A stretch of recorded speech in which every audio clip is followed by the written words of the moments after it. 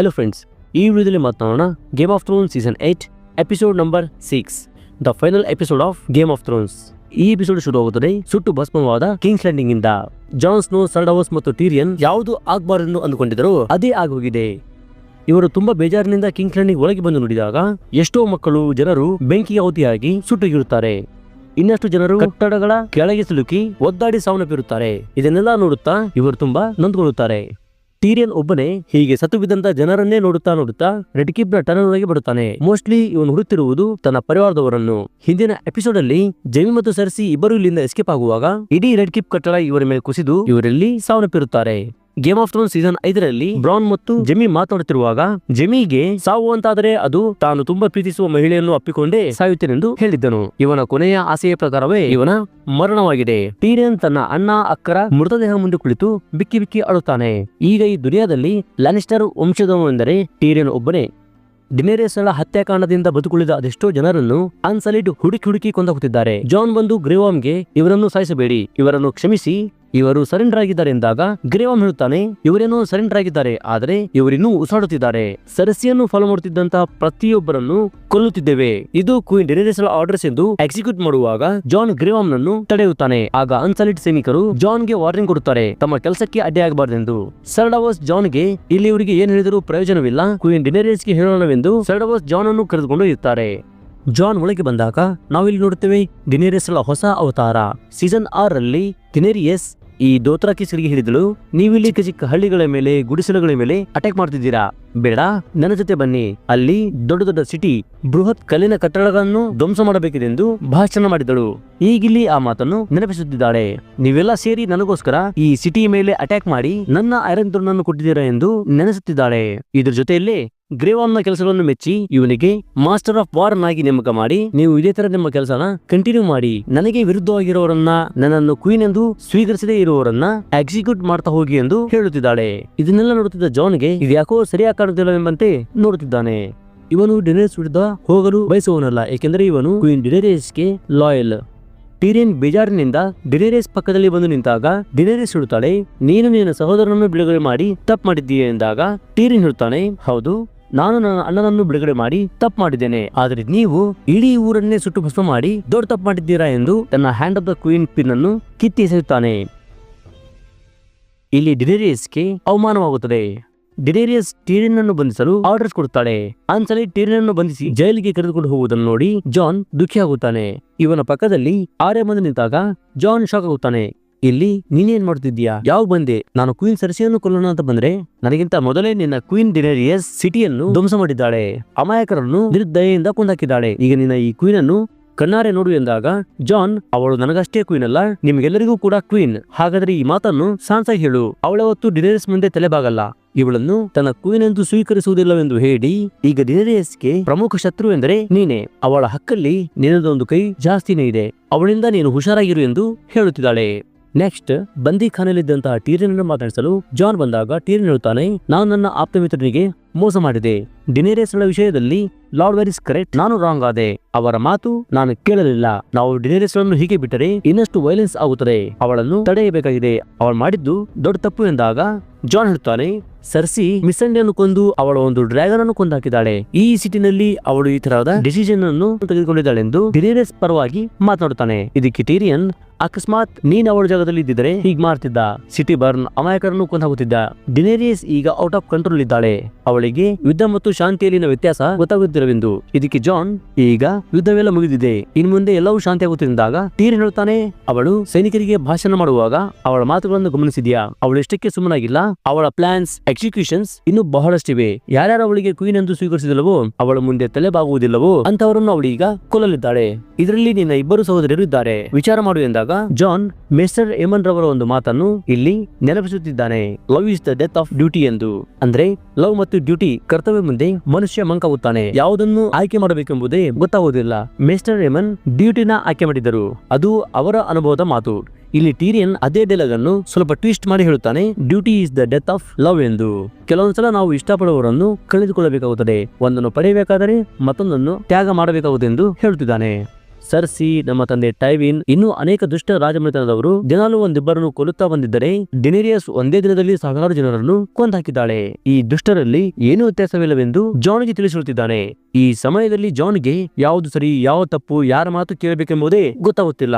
ಅವನು ಸೀದಾ ಡಿನೇರಿಯಸ್ ಇರುವ ಸ್ಥಳಕ್ಕೆ ಬರ್ತಾನೆ. ಇಲ್ಲಿ ಡಿನೇರಿಯಸ್ ಮೊದಲ ಬಾರಿ ಐರನ್ ಥ್ರೋನ್ ಅನ್ನು ಮುಟ್ಟಿ ನನ್ನದು ಎಂದು ಪ್ರೌಡ್ ಫೀಲ್ ಮಾಡಿಕೊಳ್ಳುತ್ತಿದ್ದಾಳೆ.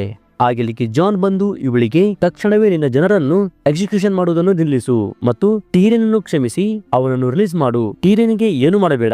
ನೀನು ಚಿಕ್ಕ ಚಿಕ್ಕ ಮಕ್ಕಳನ್ನು, ವೃದ್ಧರನ್ನು, ಅಮಾಯಕರನ್ನು ನಿರ್ದಯೆಯಿಂದ ಕೊಂದಾಕಿದ್ದೀಯ ಎಂದು ಬೈಯುತ್ತಿದ್ದಾನೆ. ಇದಕ್ಕೆ ಡಿನೇರಿಯಸ್, ಸರ್ಸಿ ಈ ಅಮಾಯಕರನ್ನು ಮುಂದಿಟ್ಟು ನನಗೆ ಬ್ಲಾಕ್ ಮೇಲ್ ಮಾಡುತ್ತಿದ್ದಳು, ನನ್ನ ವೀಕ್ನೆಸ್ ಜೊತೆ ಆಟವಾಡುತ್ತಿದ್ದಳು. ಅದಕ್ಕೆ ನಾನೇ ಅವರನ್ನು ಕೊಂದುಬಿಟ್ಟರೆ ಜನರಲ್ಲಿ ನಾನು ಅಂತ ಒಂದು ಭಯ ಇರುತ್ತೆ, ಅದಕ್ಕೆ ಹಾಗೆ ಮಾಡಿದೆ.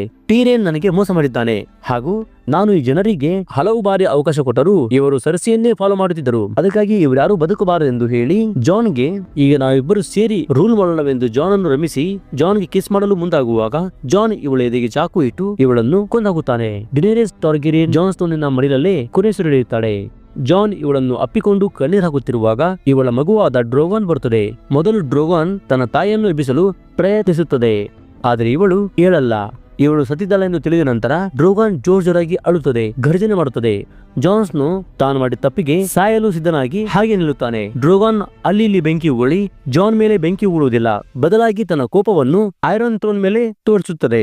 ಯಾವ ಬೆಂಕಿಯಿಂದ ಐರನ್ ಥ್ರೋನ್ ನಿರ್ಮಾಣವಾಗಿದೆಯೋ ಅದೇ ಬೆಂಕಿಯಿಂದ ಐರನ್ ಥ್ರೋನ್ ನಿರ್ನಾಮವಾಗಿದೆ. ಡಿನೇರಿಯಸ್ ಒಂದು ಕನಸು ಬ್ರೇಕಿಂಗ್ ದ ವೀಲ್. ಇವಳ ಈ ಬಯಕೆಯನ್ನು ಡ್ರೋಗಾನ್ ಮಾಡಿ ತೋರಿಸಿದೆ. ಐರನ್ ಥ್ರೋನೇ ಇಲ್ಲ ಅಂದ ಮೇಲೆ ಯಾವ ರಾಜ ಕುಳಿತುಕೊಳ್ಳುತ್ತಾನೆ, ಹೇಗೆ ರೂಲ್ ಮಾಡ್ತಾನೆ? ಈ ಐರನ್ ಥ್ರೋನ್ ಬಗ್ಗೆ ಹೇಳಬೇಕೆಂದರೆ ಇದಕ್ಕಾಗಿ ಸಪರೇಟ್ ವಿಡಿಯೋ ಮಾಡಬೇಕಾಗುತ್ತದೆ. ಡ್ರೋಗಾನ್ ತನ್ನ ತಾಯಿಯ ಮೃತದೇಹವನ್ನು ಎತ್ತಿಕೊಂಡು ಇಲ್ಲಿಂದ ತುಂಬಾ ದೂರ ಹಾರಿ ಹೋಗುತ್ತದೆ. ಎಲ್ಲಿಗೆ ಹೋಗಿದೆ ಎಂದು ಯಾರಿಗೂ ಗೊತ್ತಾಗುವುದಿಲ್ಲ. ನೆಕ್ಸ್ಟ್ ಇಲ್ಲಿಗೆ ಅನ್ಸಲ್ಡ್ ಬರ್ತಾರೆ, ಜಾನ್ ಬಂಧಿಸಿ ಒಳಗೆ ಹಾಕ್ತಾರೆ. 2-3 ತಿಂಗಳ ನಂತರ ಟೀರಿಯನ್ ಅನ್ನು ತೋರಿಸಲಾಗುತ್ತದೆ. ಅನ್ಸಲಿಡ್ ಟೀರಿಯನ್ ಅನ್ನು ಕರೆದುಕೊಂಡು ಡ್ರ್ಯಾಗನ್ ಪಿಟ್ಗೆ ಬರುತ್ತಾರೆ. ಇಲ್ಲೊಂದು ಗ್ರೇಟ್ ಮೀಟಿಂಗ್ ನಡೆಯುತ್ತಿದೆ. ಟೀರಿಯನ್ ಅನ್ನು ಮಧ್ಯೆ ನಿಲ್ಲಿಸಿದ್ದಾರೆಂದರೆ ಇಲ್ಲಿ ನಡೆಯುವ ಮೀಟಿಂಗ್ ತನಗೋಸ್ಕರ ಅಂತ ಟೀರಿಯನ್ ಅಂದುಕೊಂಡರೆ ಇಲ್ಲಿನ ಒಂದು ದೊಡ್ಡ ಸಮಸ್ಯೆಯನ್ನು ಸಾಲ್ವ್ ಮಾಡುವನೇ ಟೀರಿಯನ್ ಆಗುತ್ತಾನೆ. ಆಕ್ಚುಲಿ ಈ ಮೀಟಿಂಗ್ ಅಲ್ಲಿ ಇಡೀ 7 ಕಿಂಗ್ಡಮ್ಸ್ ಅಲ್ಲಿನ ಲಾರ್ಡ್ಸ್ ಅಂಡ್ ಲೇಡೀಸ್ ಬಂದ್ ಸೇರಿರುತ್ತಾರೆ. ಸ್ಟಾರ್ಕ್ ಮನೆತನದಿಂದ Sansa Arya Bran, Yara Greyjoy, Robin Arryn, ಇವರ ಬ್ಯಾಲರ್ ಮ್ಯಾನ್ ಆದ Yohn Royce, Edmure Tully, Gendry Baratheon, Samuel Tarly, sir Davos, lord ಅಲಂದ್ರು ಒಬ್ಬ ಅಡ್ವೈಸರ್ ಆಗಿ, ಬ್ರಿಯನ್ ಆಫ್ ಟಾರ್ತ್ ಒಬ್ಬ ಮಾರ್ಟೆಲ್ ಪ್ರಿನ್ಸ್, ಅನ್ಸಲಿಡ್ ಮುಖ್ಯಸ್ಥ ಗ್ರೇವಾಮ್ ಮತ್ತು ಕ್ಯಾಸ್ಟಲಿ ರಾಕ್ ನ ಲಾನಿಸ್ಟರ್ ವಂಶದ ಕೊನೆಯ ಮೆಂಬರ್ ಟೀರಿಯನ್ ಲಾನಿಸ್ಟರ್. ಈಗ ಇವರೆಲ್ಲರ ಮುಂದೆ ಒಂದು ಸಮಸ್ಯೆ, ಯಾರು ಮುಂದಿನ ರಾಜ, ಯಾರು ಇದಕ್ಕೆ ಅರ್ಹರು ಮತ್ತು ಹೇಗೆ ಅವರನ್ನು ಆಯ್ಕೆ ಮಾಡಬೇಕೆಂಬುದು. ಸ್ಯಾಮ್ಯುಯಲ್ ಟಾರ್ಲಿ ಇದಕ್ಕೊಂದು ಐಡಿಯಾ ಕೊಡುತ್ತಾನೆ, ಒಂದು ಸೊಲ್ಯೂಷನ್. ನಾವು ಜನರಿಂದ ವೋಟಿಂಗ್ ಮಾಡಿಸಿಕೊಳ್ಳೋಣ, ಯಾರು ಅಧಿಕ ವೋಟ್ಸ್ ಪಡೆಯುತ್ತಾರೋ ಅವರೇ ಮುಂದಿನ ರಾಜನೆಂದು. ಇವನ ಈ ಐಡಿಯಾಗೆ ಇವರೆಲ್ಲರೂ ಜೋಕ್ಸ್ ಮಾಡಲು ಆರಂಭಿಸುತ್ತಾರೆ. ನಮ್ಮಲ್ಲೇನೆ ಯಾರಾದರೂ ಒಬ್ಬರನ್ನು ನಾವೇ ಆಯ್ಕೆ ಮಾಡೋಣವೆಂದು ಮಾತು ಬಂದಾಗ ಅಡ್ಮಿಟಲಿ ಎದ್ದು ಮುಂದೆ ಬಂದು ತಾನು ಮುಂದಿನ ರಾಜನಾಗುವೆ ಎಂದು ಭಾಷಣ ಶುರು ಮಾಡುವಷ್ಟರಲ್ಲೇ ಸಾನ್ಸಾ ಎಡ್ಮ್ಯೂರ್ ಅನ್ನು ಸುಮ್ಮನೆ ಕುಳಿತುಕೊಳ್ಳಲು ಹೇಳುತ್ತಾಳೆ. ಮುಜುಗರಕ್ಕೊಳಗಾದ ಎಡ್ಮ್ಯೂರ್ ವಾಪಸ್ ತನ್ನ ಚೇರ್ ಮೇಲೆ ಕುಳಿತುಕೊಳ್ಳುತ್ತಾನೆ. ಕೆಲವರು ಟೀರಿಯನ್ ಅನ್ನು ನೋಡಿ ನೀನು ರಾಜನಾಗಲು ಬಯಸುತ್ತೀಯಾ ಅಂತ ಸುಮ್ಮನೆ ಕೇಳುತ್ತಾರೆ. ಇದಕ್ಕೆ ಟೀರಿಯನ್ ತುಂಬಾ ಚೆನ್ನಾಗಿ ಸ್ಪೀಚ್ ಕೊಡುತ್ತಾನೆ. ಇಲ್ಲ, ರಾಜನಾಗೋಕೆ ನಾನು ಒಂಚೂರು ಇಷ್ಟವಿಲ್ಲ. ಮುಂದಿನ ರಾಜ ಯಾರು ಅಂತ ನನಗೆ ಕೇಳೋದಾದ್ರೆ ನಾನು ಬ್ರ್ಯಾನ್ ಸ್ಟಾರ್ಕ್ ಅನ್ನೇ ಆಯ್ಕೆ ಮಾಡುತ್ತೇನೆ. ಅವನು ಸ್ಟಾರ್ಕ್ ವಂಶಸ್ಥ. ಚಿಕ್ಕ ವಯಸ್ಸಿನಲ್ಲೇ ಮೇಲಿಂದ ಬಿದ್ದು ಅಂಗವಿಕಲನಾಗಿ ಬಿಯಾಂಡ್ ದ ವಾಲ್ಗೆ ಹೋಗಿ ಥ್ರೇಡ್ ಡ್ರಿವನ್ ಆಗಿ ಬಂದಿದ್ದಾನೆ. ನಮ್ಮ ಹಿಸ್ಟರಿ, ಅಳಸಿ ಹೋದ ಕಥೆಗಳು, ಯಾರ್ಯಾರು ಎಲ್ಲಿದ್ದಾರೆ, ಏನೇನು ಮಾಡಿದರು ಎಂದು ಸಕಲಕ ಬಲ್ಲವನು ಈ ಬಾಲಕ. ಬ್ರ್ಯಾನ್ಗೆ ಯಾರ್ಯಾರಿಗೆ ಏನೇನ್ ಡಿಸಿಷನ್ ಕೊಡಬೇಕೆಂದು ಚೆನ್ನಾಗಿ ಗೊತ್ತಿರುತ್ತದೆ. ಉಜ್ವಲ ಭವಿಷ್ಯಕ್ಕಾಗಿ ಬ್ರ್ಯಾನ್ ದ ಬ್ರೋಕನ್ ಒಬ್ಬ ಗುಡ್ ಕಿಂಗ್ ಆಗಿ ಸಾಬೀತಾಗುತ್ತಾನೆಂದಾಗ ಸಾನ್ಸಾ ಹೇಳುತ್ತಾಳೆ ಬ್ರ್ಯಾನ್ಗೆ ಈ ರಾಜನಾಗೋಕೆ ಒಂಚೂರು ಇಷ್ಟವಿಲ್ಲ, ಅದರಲ್ಲೂ ಇವನಿಗೆ ಮಕ್ಕಳೇ ಆಗಲ್ಲವೆಂದಾಗ ಈ ಪಾಯಿಂಟ್ ಅನ್ನು ಟೀರಿಯನ್ ಸುಲಭವಾಗಿ ತಿಳಿಸುತ್ತಾನೆ. ನಿಮಗೆಲ್ಲರಿಗೂ ಗೊತ್ತಿರೋ ಹಾಗೆ ರಾಜನಿಗೆ ಹುಟ್ಟು ಮಕ್ಕಳು ಆಲ್ಮೋಸ್ಟ್ ಕ್ರೂರರು, ಹುಚ್ಚರಾಗಿ ಇರುತ್ತಾರೆ ಎಂದು ಹೇಳಿ ಗ್ರೇವಾಮ್ಗೆ ಹೇಳುತ್ತಾನೆ, ನಿಮ್ಮ ರಾಣಿಯ ಬಯಕೆಯಂತೆ ಬ್ರೇಕಿಂಗ್ ದ ವೀಲ್ ಆಗುತ್ತದೆ. ರಾಜನ ಮಕ್ಕಳು ರಾಜರಾಗಬಾರೆಂಬಂತೆ ಬ್ರ್ಯಾನ್ಗೆ ಮಕ್ಕಳೇ ಆಗಲ್ಲವೆಂದು ತಿಳಿಸುತ್ತಾನೆ. ಫೈನಲಿ ಇಡೀ 7 ಕಿಂಗ್ಡಮ್ಸ್ ನ ರಾಜ ಬ್ರ್ಯಾನ್ ಎಂದು ಎಲ್ಲರೂ ಒಪ್ಪಿಕೊಳ್ಳುವಷ್ಟರಲ್ಲೇ ಸಾನ್ಸಾ ಈ 7 ಕಿಂಗ್ಡಮ್ಸ್ ಅಲ್ಲಿ ನಾರ್ತ್ ಒಂದು ಭಾಗ ಇಂಡಿಪೆಂಡೆಂಟ್ ರಾಜ್ಯ ಆಗಬೇಕೆಂದು ಮನವಿ ಮಾಡಿಕೊಳ್ತಿದ್ದಾಳೆ. ನಮ್ಮ ನಾರ್ತ್ ಜನರು ಈ ಕಳೆದ ಕೆಲವು ವರ್ಷಗಳಿಂದ ತುಂಬಾ ನೋವು ಅನುಭವಿಸಿದ್ದಾರೆ ಹಾಗೂ ರಾಕ್ ಸ್ಟಾರ್ ನ ಕನಸು ಸಹ ಇದೆ. ಇದಕ್ಕೆ king bran the broken ಆಯ್ತೆಂದು ಒಪ್ಪಿಕೊಳ್ಳುತ್ತಾನೆ. Tyrion ಅನ್ನು ಮರಳಿ ಜೈಲಿಗೆ ಕರೆದುಕೊಂಡು ಒಯ್ಯುವಾಗ bran as A king Tyrion ಅನ್ನು ತನ್ನ ಹ್ಯಾಂಡ್ ಆಫ್ ದ ಕಿಂಗ್ ಅನ್ನಾಗಿ ಮಾಡಿದರೆ ಮಾತ್ರ ನಾನು ಕಿಂಗ್ ಆಗುತ್ತೇನೆ, ಇಲ್ಲವೆಂದರೆ ನನಗೆ ಕಿಂಗ್ ಸ್ಥಾನ ಬೇಡವೆಂದು ಟೀರಿಯನ್ ಲಾನಿಸ್ಟರ್ ನನ್ನ ಹ್ಯಾಂಡ್ ಎಂದು ಆಜ್ಞೆ ಮಾಡುತ್ತಾನೆ. ಇಲ್ಲಿ ಈಗ ಗ್ರೀವಾಮ್ಗೆ ನ್ಯಾಯ ಬೇಕಿದೆ. ತನ್ನ ರಾಣಿಯನ್ನು ಕೊಲೆ ಮಾಡಿದವನಿಗೆ ಮರಣದಂಡನೆ ಶಿಕ್ಷೆ ವಿಧಿಸಿ ಎಂದಾಗ ಸಾನ್ಸಾ, ಬ್ರಾನ್, ಲಾರ್ಡ್ಸ್ ಗಳೆಲ್ಲರೂ ಸೇರಿ ಜಾನ್ಗೆ ಎಕ್ಸಿಕ್ಯೂಷನ್ ಮಾಡುವ ಬದಲಿಗೆ ನಮ್ಮ ಹಳೆಯ ರೂಲ್ಸ್ ಪ್ರಕಾರವೇ ಅವನನ್ನು ಬಿಯಾಂಡ್ ದ ವಾಲ್ ಗೆ ಕಳಿಸೋಣ. ಅವನಲ್ಲಿ ಮದುವೆ ಆಗುವಂತಿಲ್ಲ, ಮಕ್ಕಳು ಮಾಡೋ ಹಾಗಿಲ್ಲ, ಜೀವನ ಪೂರ್ತಿ ವಾಲ್ ರಕ್ಷಣೆ ಮಾಡಲಿ ಎಂಬ ತೀರ್ಪನ್ನು ಹೊರಡಿಸುತ್ತಾರೆ. ಅಟ್ಲೀಸ್ಟ್ ಜಾನ್ ಸ್ನೋನ ಪ್ರಾಣ ಕಾಪಾಡಲು ಹೀಗೆ ಮಾಡಲಾಗಿದೆ. ಆದರೆ ಜಾನ್ಗೆ ಇಷ್ಟವಿಲ್ಲ. ಮತ್ತೆ ನೈಟ್ಸ್ ವಾಚ್ ಎಂದು ಬೇಜಾರಾಗುತ್ತಾನೆ. ಟೀರಿಯನ್ ಇವನಿಗೆ ಕನ್ವಿನ್ಸ್ ಮಾಡುತ್ತಿದ್ದಾನೆ. ನಿನ್ನ ಅನ್ಸಲಿಡ್ ಕೈ ಸಿಕ್ಕರೆ ಅವರು ನಿನ್ನನ್ನು ಸಾಯಿಸುತ್ತಾರೆ, ಆಮೇಲೆ ನಿನ್ನ ಜನ ಅವರನ್ನು ಸಾಯಿಸುತ್ತಾರೆ. ಮತ್ತೆ ಶಾಂತಿಯುತವಾದ ಈ ವಾತಾವರಣ ಯುದ್ಧಗಳು, ದಂಗೆಗಳಾಗುತ್ತವೆ ಎಂದಾಗ ಜಾನ್ ಅರ್ಥ ಮಾಡಿಕೊಳ್ಳುತ್ತಾರೆ. ಜಾನ್ ಕೇಳುತ್ತಾನೆ, ನಾನು ಮಾಡಿದ ಸರಿನಾ ತಪ್ಪಾ ಎಂದು. ಇದಕ್ಕೆ ಟೀರಿಯನ್, ಇದೇ ಪ್ರಶ್ನೆನ 10 ವರ್ಷ ಆದ್ಮೇಲೆ ಕೇಳು, ನಿನಗೆ ಗೊತ್ತಾಗುತ್ತೆಂದು. ಅಂದ್ರೆ ಈಗ ಈ ಜಗತ್ತು ಸೇಫೆಸ್ಟ್ ಕೈಗಳಲ್ಲಿ ಬಿದ್ದಿದೆ. 10 ವರ್ಷಗಳಲ್ಲಿ ಫುಲ್ ಚೇಂಜ್ ಮಾಡಲಿದ್ದಾರೆ ಟೀರಿಯನ್. ಹಾಗೂ ಟೀರಿಯನ್ ಹೊರಗೆ ಹೋಗುವಾಗ ಜಾನ್ ಹೇಳುತ್ತಾನೆ, ನಾನು ಮೊದಲು ನನ್ನ ಪವರ್ ಅನ್ನು ವಿಸ್ತರಿಸುತ್ತೇನೆ, ಆಮೇಲೆ ಒಬ್ಬ ಹ್ಯಾಂಡ್ ಆಫ್ ದ ಕಿಂಗ್ ಯಾರನ್ನು ಬೇಕಾದರೂ ನೈಟ್ ವಾಚ್ ನಿಂದ ರಿಲೀಸ್ ಮಾಡಿಸಬಹುದು ಎಂದು ಹೇಳಿ ಹೊರಡುತ್ತಾನೆ. ಇನ್ ಫ್ಯೂಚರ್ ಅಲ್ಲಿ ಜಾನ್ ಸ್ನೋ ನೈಟ್ ವಾಚ್ ನಿಂದ ಮುಕ್ತಿ ಪಡೆಯಬಹುದು ಟೀರಿಯನ್ನಿನ ಸಹಾಯದಿಂದ. ನಂತರ ಗ್ರೇವಾಮ್ ತನ್ನ ಅನ್ಸಲ್ಟ್ ಸೈನ್ಯವನ್ನು ತೆಗೆದುಕೊಂಡು ಮಿಸೆಂಡೆಳ ಊರಾದ ನಾತ್ ಕಡೆಗೆ ಪ್ರಯಾಣ ಬೆಳೆಸುತ್ತಿದ್ದಾನೆ. ಈ ಯುದ್ಧದ ಮೊದಲೇ ಗ್ರೇವಾಮ್ ಮಿಸೆಂಡೆಗೆ ತನ್ನ ಊರಿಗೆ ಕರೆದುಕೊಂಡು ಹೋಗುತ್ತೇನೆಂದು ಮಾತು ಕೊಟ್ಟಿದ್ದನು. ಆದ್ರೆ ಪಾಪ ಮಿಸೆಂಡೆನೇ ಇಲ್ಲ. ಆದರೂ ಈ ಪ್ರೇಮಿ ಅವಳ ಊರಿಗೆ ಹೋಗಲು ಬಯಸುತ್ತಿದ್ದಾನೆ. ಜಾನ್ ಸ್ನೋ ವಾಲ್ ಕಡೆಗೆ ಹೊರಡುವ ಮೊದಲು ಸಾನ್ಸಾ, ಆರ್ಯ ಮತ್ತು ಕಿಂಗ್ ಬ್ರಾನ್ ಅನ್ನು ಭೇಟಿಯಾಗುತ್ತಾನೆ. ಸಾನ್ಸಾ ಜಾನ್ಗೆ ಕ್ಷಮೆ ಕೇಳುತ್ತಾಳೆ. ನೀನು ಡಿನೇರಿಸ್ಗಳನ್ನು ಕೊಂದಿದ್ದಕ್ಕೆ ಅನ್ಸಲಿಡ್ಸ್ ನಿನ್ನನ್ನು ಶಿರಚ್ಛೇದನ ಮಾಡಲು ಡಿಮ್ಯಾಂಡ್ ಮಾಡುತ್ತಿದ್ದರು. ಅದಕ್ಕಾಗಿ ನಾನು ನಿನ್ನನ್ನು ಶಿಕ್ಷೆಯ ಮುಖಾಂತರ ವಾಲ್ಗೆ ಕಳುಹಿಸುತ್ತಿದ್ದೇನೆ.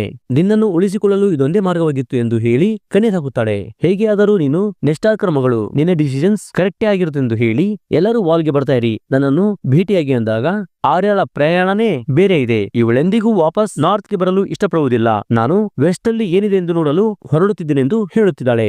ಇವಳು ಸೀಸನ್ 6 ರಲ್ಲಿ ತಾನು ಕಾರ್ಟೋಗ್ರಾಫರ್ ಆಗಲು ಬಯಸುತ್ತೇನೆಂದು ಹೇಳಿದಳು.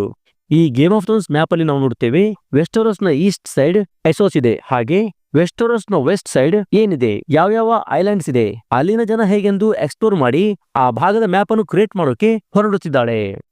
Next, new council meeting.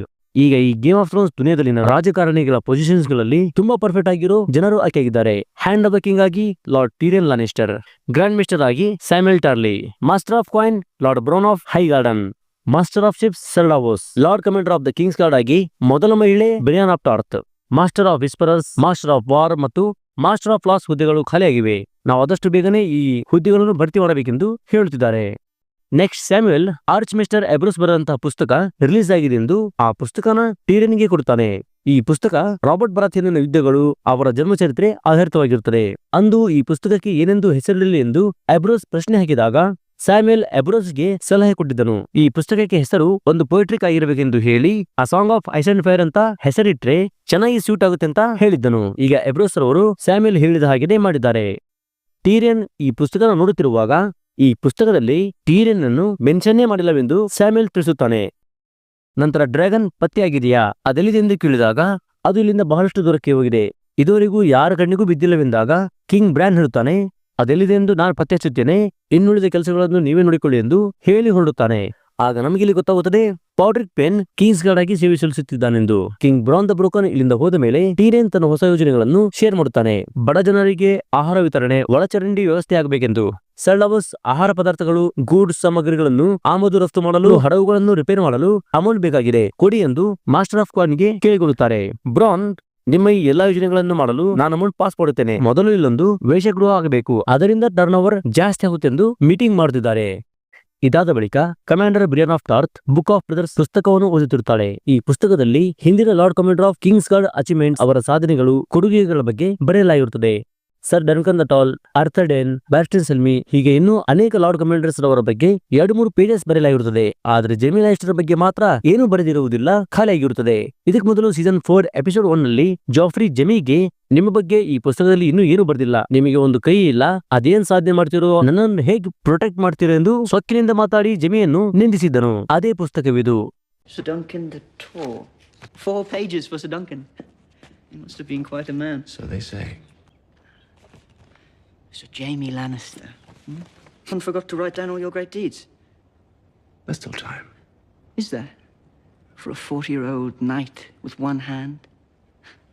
How can you protect me with that? ಇಲ್ಲಿ ಜೈಮಿ ಲ್ಯಾನಿಸ್ಟರ್ ಬಗ್ಗೆ ಹೇಳುವುದಾದರೆ ಇವರ ನಿಯತ್ತು, ಪ್ರಾಮಾಣಿಕತೆ ನೆಸ್ಟಾರ್ಕ್ಗಿಂತಲೂ ಒಂದ್ ಕೈ ಜಾಸ್ತಿನೇ. ಈಗ ಡಿನೇರಿಯಸ್ ಹೇಗೆ ಸಾವಿರಾರು ಜನರನ್ನು ಜೀವಂತವಾಗಿ ಸುಟ್ಟು ಹಾಕಿದಳು, ಹಾಗೆಯೇ ಅಂದು ಮ್ಯಾರ್ಕಿಂಗ್ ಸೋಲುವ ಹಂತದಲ್ಲಿದ್ದಾಗ ಎಲ್ಲಾ ಜನರನ್ನು ಜೀವಂತವಾಗಿ ಸುಟ್ಟು ಹಾಕಲು ಆರ್ಡರ್ಸ್ ಕೊಟ್ಟಿದ್ದರು. ಆ ಸಮಯದಲ್ಲಿ ಜೆಮಿ ಇವನ ಕಿಂಗ್ಸ್ ಗಾರ್ಡ್, ರಾಜನ ರಕ್ಷಕ. ಜೆಮಿ ಸಾವಿರಾರು ಜನರನ್ನು ಸಾಯಿಸುವುದರ ಬದಲು ತನ್ನ ರಾಜನ ಬೆನ್ನಿಗೆ ಖಡ್ಗ ಇರಿದು ಮ್ಯಾರ್ಕಿಂಗ್ ಅನ್ನೇ ಸಾಯಿಸಿದನು. ಆಗಿಂದ ಜನತೆ ಇವನನ್ನು ಕಿಂಗ್ ಸ್ಲೇಯರ್ ಅಂತ ಕೆಟ್ಟದಾಗಿ ಬಿರುದು ಕೊಟ್ಟರು. ಲಕ್ಷ ಜನರ ಜೀವ ಕಾಪಾಡಿದ ಇವನನ್ನು ಯಾಕಪ್ಪ ರಾಜನನ್ನು ಕೊಂದೆ ಅಂತ ಯಾರೊಬ್ಬರು ಕೇಳಲಿಲ್ಲ. ಇವನು ಸಹ ಯಾಕೆ ಕೊಂದೆ ಅಂತಾನೂ ಹೇಳಲಿಲ್ಲ. ಯಾಕೆಂದ್ರೆ ಇವನು ತನ್ನ ರಾಜನಿಗೆ ತುಂಬಾ ನಿಯತ್ತು. ರಾಜನ ಬಗ್ಗೆ ಕೆಟ್ಟದಾಗಿ ಹೇಳಿಕೊಳ್ಳಲು ಇಷ್ಟವಿರಲಿಲ್ಲ. ಅದ್ಯಾಕೋ ಎಮೋಷನಲ್ ಅಲ್ಲಿ ಬ್ರಿಯಾನ ಮುಂದೆ ಮಾತ್ರ ಈ ಸತ್ಯನ ಹೇಳಿಕೊಂಡಿದ್ದನು. ಈಗ ಬ್ರಿಯಾನ ಇವನ ಎಲ್ಲಾ ಸಾಧನೆಗಳನ್ನು ಬರೆಯುತ್ತಿದ್ದಾಳೆ.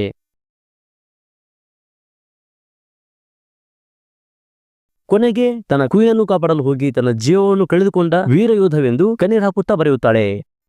ಎಪಿಸೋಡ್ ನ ಕೊನೆಯ ಸೀನಲ್ಲಿ ನಾವು ನೋಡುತ್ತೇವೆ, ಜಾನ್ ಸ್ನೋ ವಾಲ್ಗೆ ಬರುತ್ತಾನೆ. ಇಲ್ಲಿ ಟಾರ್ಮಂಡ್ ಜಾನ್ ಅನ್ನು ನೋಡಿ ಆಶ್ಚರ್ಯನೂ ಪಡುತ್ತಾನೆ, ತುಂಬಾ ಖುಷಿನೂ ಪಡುತ್ತಾನೆ. ಜಾನ್ ಸ್ನೋನ ಡೈವಲ್ಫ್ ಘೋಸ್ಟ್ ತನ್ನ ಮಾಲೀಕನನ್ನು ನೋಡಿ ಇದು ಕೂಡ ತುಂಬಾ ಖುಷಿಯಾಗುತ್ತದೆ. ಇತ್ತ ಸಾನ್ಸಾಗೆ ಇಡೀ ನಾರ್ತ್ಗೆ ಕ್ವೀನ್ ಇಂದ ನಾರ್ತನ್ ಆಗಿ ಪಟ್ಟಾಭಿಷೇಕ ನಡೆಯುತ್ತಿದೆ. ಇನ್ನೊಂದ್ ಕಡೆ ಆರ್ಯ ತನ್ನದೇ ಆದ ಹಡಗನ್ನು ತೆಗೆದುಕೊಂಡು ತನ್ನ ಹೊಸ ಪ್ರಯಾಣ ಬೆಳೆಸುತ್ತಾಳೆ. ಜಾನ್ ಸ್ನೋ, ಟಾರ್ಮಂಡ್ ಇನ್ನೂ ಬಾಕಿ ಉಳಿದ ಎಲ್ಲಾ ವೈಲ್ಡ್ಲಿಂಗ್ಸ್ ಮತ್ತೆ ಬಿಯಾಂಡ್ ದ ವಾಲ್ ಸೇರಿಕೊಳ್ಳುತ್ತಿದ್ದಾರೆ. ಮೊದಲು ವೈಲ್ಡ್ಲಿಂಗ್ಸ್ ಇಲ್ಲಿ ವಾಸಿಸುವಾಗ ವೈಟ್ ವಾಲ್ಕರ್ಸ್ ಇಂದ ಭಯಭೀತರಾಗಿ ಕದ್ದು ಮುಚ್ಚಿ ತಮ್ಮ ಜೀವನವನ್ನು ಸಾಗಿಸುತ್ತಿದ್ದರು. ಈಗ ಸ್ವಚ್ಛಂದವಾಗಿ ನೆಮ್ಮದಿಯಾಗಿ ಬದುಕಲು ಹೆಜ್ಜೆ ಹಾಕುತ್ತಿದ್ದಾರೆ. ಈಗ ಇಲ್ಲಿನ ಚಳಿಗಾಲ ದಿನೇ ದಿನೇ ಕಡಿಮೆ ಆಗುತ್ತಾ ಬರುತ್ತದೆ. ಈ game of Thrones TV series ಎಲ್ಲಿಂದ ಶುರುವಾಯಿತು, ಮುಕ್ತಾಯ ಕೂಡ ಇಲ್ಲಿಗೆ ಆಗುತ್ತದೆ. ಇಲ್ಲಿಗೆ ಮುಕ್ತಾಯವಾಗುತ್ತದೆ ನನ್ನ ಈ ಗೇಮ್ ಆಫ್ ಥ್ರೋನ್ಸ್ ನ ಎಪಿಸೋಡ್ ವಿಡಿಯೋಸ್. ನನ್ನ ಕೆಲಸ ನಿಮಗೆ ಇಷ್ಟವಾದಲ್ಲಿ ದಯವಿಟ್ಟು ಈ ಚಾನೆಲ್ ಅನ್ನು ಸಪೋರ್ಟ್ ಮಾಡಿ, ಥ್ಯಾಂಕ್ಸ್ ಕೊಡಿ, ಕಮೆಂಟ್ಸ್ ಮಾಡಿ. ಇಂತಿ ನಿಮ್ಮ ವೆಂಕಟೇಶ್ ದಲ್ಬಂಜನ್. ಧನ್ಯವಾದಗಳು.